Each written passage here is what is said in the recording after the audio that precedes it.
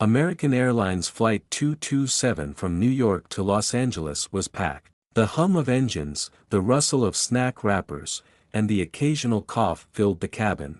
Among the passengers sat Marcus Johnson, a 34-year-old trauma surgeon in a crisp navy suit, scrolling through patient files on his laptop. Across the aisle, Officer Ryan Carter, a 29-year-old white police officer from Chicago, shifted uncomfortably in his seat, his handcuffs digging into his belt. Neither man knew their lives were about to collide in a way that would change them forever. Marcus had boarded the red-eye flight after a grueling 14-hour shift at Harlem Hospital. The exhaustion weighed on him like a physical burden, but his mind remained sharp. He had a mission: to reach Los Angeles in time to perform emergency surgery on a 7-year-old gunshot victim. It was a detail he hadn't shared with anyone. His focus was solely on the task ahead. As he sat back and stretched his legs, his knee accidentally bumped against the seat in front of him. The flight attendant passing by shot him a sharp look, which he quickly apologized for. Still, he could feel eyes lingering on him longer than necessary.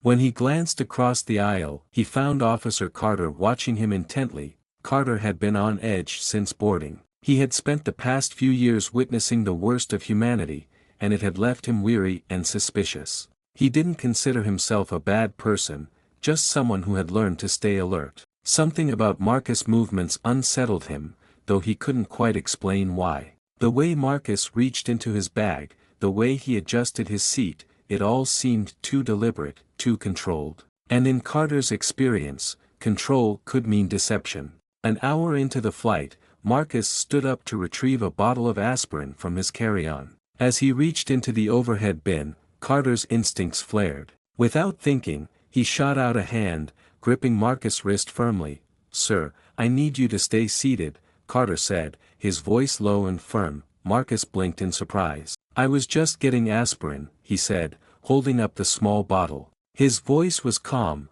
but a flicker of irritation passed through his eyes. "Your actions are suspicious." "ID, now." Passengers turned to watch. A woman discreetly pulled out her phone, recording the interaction.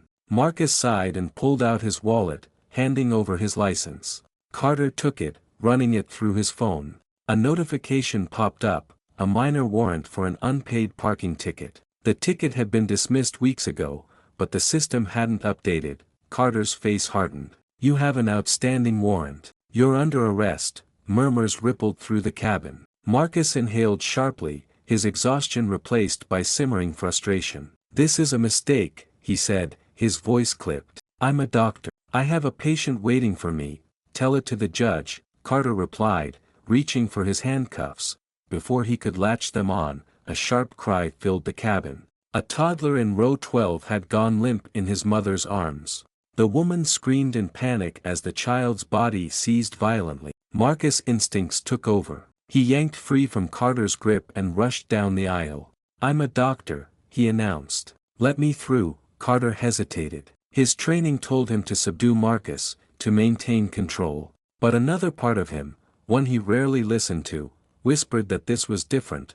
Marcus knelt beside the mother, who was sobbing uncontrollably. He assessed the child's pale skin, the erratic breathing. "He's in cardiac arrest. I need a defibrillator now." A flight attendant sprinted to retrieve it. Carter watched, frozen. This man, this suspect, was now the only hope for the child. The defibrillator arrived. With steady hands, Marcus worked quickly, delivering a shock. The plane was silent except for the beeping of the machine. Then, a small gasp. The toddler's eyes fluttered open. The mother sobbed in relief, clutching her child tightly. Passengers erupted into applause. Carter stood rooted to the spot, his face pale. He had been seconds away from arresting the man who had just saved a life. Marcus stood, meeting his eyes with a look that was neither angry nor triumphant. "Just tired. Do you see me now?" he asked quietly. The rest of the flight passed in silence. When they landed in Los Angeles, the video of the encounter had already gone viral. News outlets picked up the story. Doctor saves child mid-flight after being wrongfully targeted by police. Social media exploded with discussions on racial profiling, systemic injustice, and what it meant to truly see another human being. Carter faced disciplinary action. He had followed protocol, but the world had seen the truth. His biases had nearly cost a life. Meanwhile, Marcus became a reluctant symbol of dignity under fire. Interviews flooded in, but he declined most of them, choosing instead to return to his work. A week later, in a quiet airport bar, Carter approached Marcus. His apology was raw, his voice thick with regret. "I was wrong," he admitted. "And I don't expect you to forgive me." Marcus studied him for a long moment. "This isn't about you and me," he said finally. "It's about the people who don't get a second chance."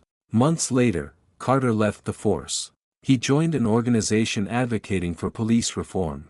Marcus saved his young patient in LA, but the scars of that flight lingered. Some wounds healed with time, others with change. On another flight, a young black teen eyed Marcus nervously. Marcus saw the hesitation, the silent question in the boy's eyes. He pulled out his business card and handed it over. "It gets better," he said softly, "because some battles were fought one person at a time, one conversation at a time. And sometimes, the right words could change everything."